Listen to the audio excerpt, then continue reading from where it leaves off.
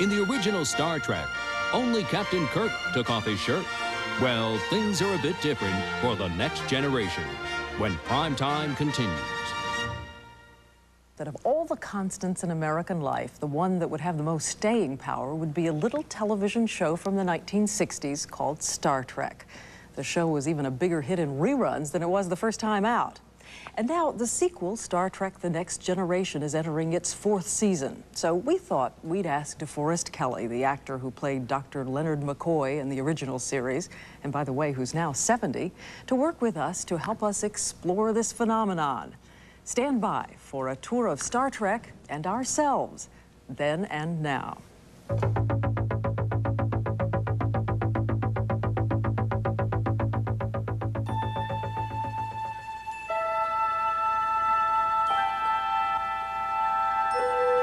Chief Medical Officer's log, stardate 9009.27. I am about to examine a strange new phenomenon. Something I thought was dead long ago has sprung to life. Nielsen's sensors indicate it's called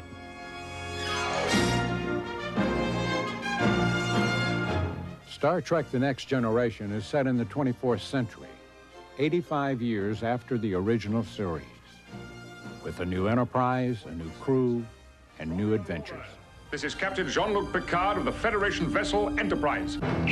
The story of Star Trek's return to weekly television sounds like, well, like science fiction. Mr. Spock, outfit a landing party. When the program the networks didn't want ended up in reruns, it suddenly became a big hit. I was as surprised as anyone. Eventually, Paramount turned to Star Trek's creator, once again. I wondered about doing a new one, particularly when the fans first wrote in and say, if it doesn't have Kirk and Spock, it doesn't have me. But when Gene created Star Trek The Next Generation, he made sure it had the same optimistic outlook as the first series. Remember in 1966, at the height of Cold War tensions, Star Trek showed us a hopeful future in which Asians, Soviets, Americans, Yes, Captain. and even a coldly logical alien all work together. And that object on the screen? In the crew of Star Trek The Next Generation, a Klingon, a villain on the original show, serves on the bridge. A teenager steers the ship. A special eye band enables a blind man to see. We got just 2 hours to figure this thing out. The message is, you are a part of this family, that you do matter, you do count for something, you do have value. If that sounds a little out of this world, let me tell you about one young black girl who grew up in very rough times. One of her role models and inspiration was Lieutenant Uhura, proof to her that a black woman could do anything. That girl grew up to be Whoopi Goldberg, and last year, she asked for a recurring role in the new series, perhaps to inspire yet another generation. Certainly, the new show enjoys more creative freedom than we had. In my day, some things were as forbidden as crossing the neutral zone. This is how the original show suggested a romantic interlude. On The Next Generation, it doesn't take that much imagination. In fact, there's a holodeck where crew members can experience any pleasures that they can imagine. I mean, how real are you? As real as you need me to be. Now there's a whole new meaning to close quarters aboard the Enterprise. When I worked on the original Star Trek, each episode cost less than $200,000. Each episode of The Next Generation cost 8 times that much. Well, with bigger budgets come more sophisticated special effects. Energize.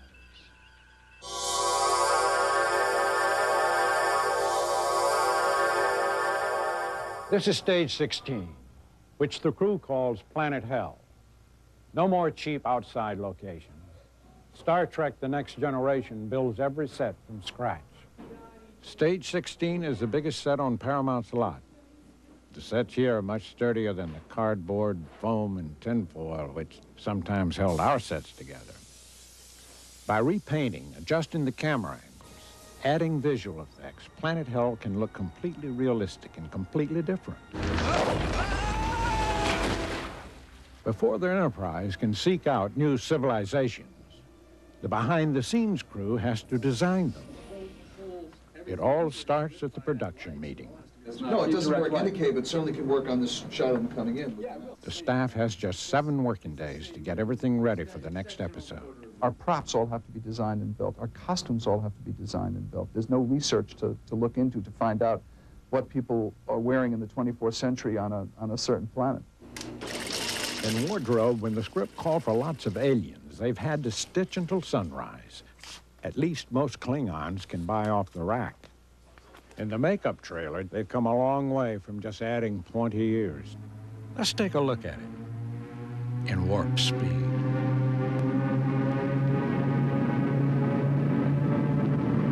The first time I was on the show, it was, the guy seemed ugly, you know, and real hideous. And he's kind of grown on me, you know. He's sort of like the Tom Selleck of Klingdom, you know what I mean?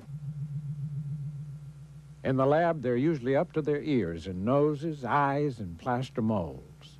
And we're literally almost walking on the stage the day that the actor works with the rubber dripping and the paint wet.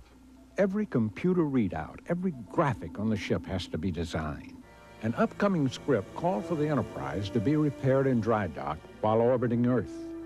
Since no one knows what a 24th century dry dock really looks like, designs were simulated on a computer, then drawn by hand and converted into a plastic housing atop the 4-foot model of the Enterprise.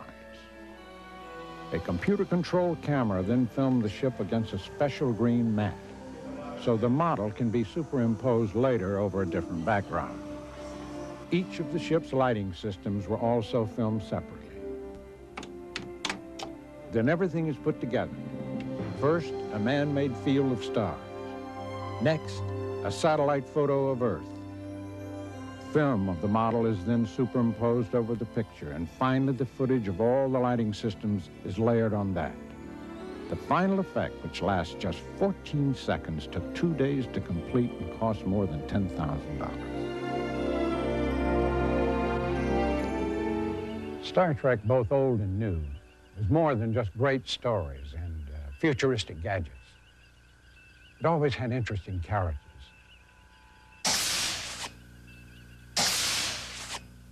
Now, my character, Dr. Leonard McCoy, is supposed to be abrasive. Destination.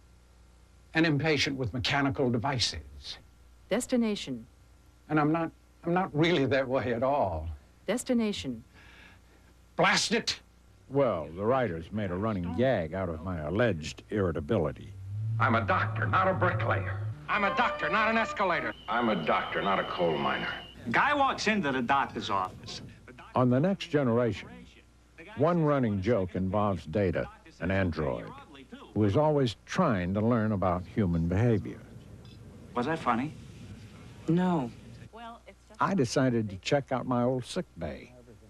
Gates McFadden, who plays Dr. Beverly Crusher on the new series, showed me around. Her office is 3 times larger than mine. Her tricorder looks better. It seems they've improved everything. When we were doing our show, we always had trouble with the doors. They're always closing on us, or we were bumping into each other, or bumping into the doors. I'm sure you've conquered that problem. Yes, we've really come a long way. It took a lot of research, but now we do this.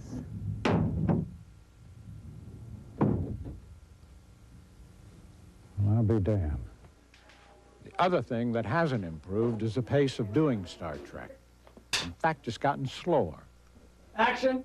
Working 12, 15 hours a day, 10 months a year, the cast struggles to get 6 minutes of an episode done each day.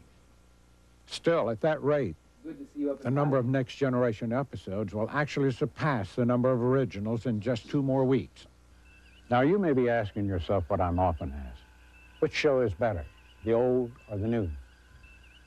Well, you might as well ask me if Matisse is better than Rembrandt, or if Da Vinci is more inventive than Edison, or the women of Rigel 9 more beautiful than the women of Talos 4. To me, each series stands on its own. Each captures the visions and dreams of its day. Almost 25 years after its maiden voyage, there's just no telling how far an enterprising idea will go.